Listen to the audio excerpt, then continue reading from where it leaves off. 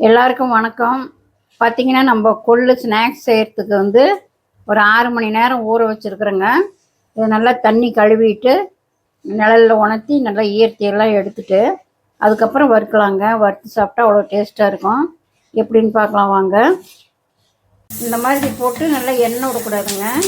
எண்ணெய் விடாமல் நல்லா வெடிக்கிற அளவுக்கு இப்படி இந்த மாதிரி நல்லா வறுத்து எடுத்துக்கணும். வறுத்து எடுத்து வச்சுக்கிட்டு நம்ம குழந்தைங்களுக்கு தேவைப்படும் போது காரமோ அல்லது சால்ட்டோ போட்டு நம்ம குழந்தைங்களுக்கு சாயந்தர டைமில் ஸ்நாக்ஸாக கொடுக்கலாம்.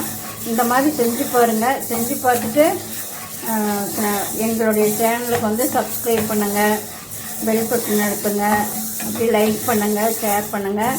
எப்படி இருக்குன்னு செஞ்சு பார்த்துட்டு கமெண்டில் சொல்லுங்கள். இது கொள்ளு ஒரு 8 மணி நேரம் ஊறணுங்க. ஊற வச்சு அதுக்கப்புறம் கழுவிட்டு வருங்க. ஓகே, பாய். பாருங்கள், கொள்ளு ஊற வச்சு அது நல்லா தண்ணி எடுத்துட்டு இந்த மாதிரி போட்டு நல்லா எண்ணெய் விடக்கூடாதுங்க. எண்ணெய் விடாமல் நல்லா வெடிக்கிற அளவுக்கு இப்படி இந்த மாதிரி நல்லா வறுத்து எடுத்துக்கணும். வறுத்து எடுத்து வச்சுக்கிட்டு நம்ம குழந்தைங்களுக்கு தேவைப்படும் போது காரமோ அல்லது சால்ட்டோ போட்டு நம்ம குழந்தைங்களுக்கு சாயந்தர டைமில் ஸ்நாக்ஸாக கொடுக்கலாம்.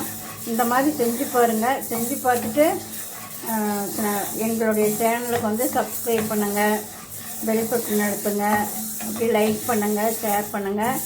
எப்படி இருக்குன்னு செஞ்சு பார்த்துட்டு கமெண்டில் சொல்லுங்கள். இது கொள்ளு ஒரு 8 மணி நேரம் ஊறணுங்க. ஊற வச்சு அதுக்கப்புறம் கழுவிட்டு வருங்க. ஓகே, பாய்.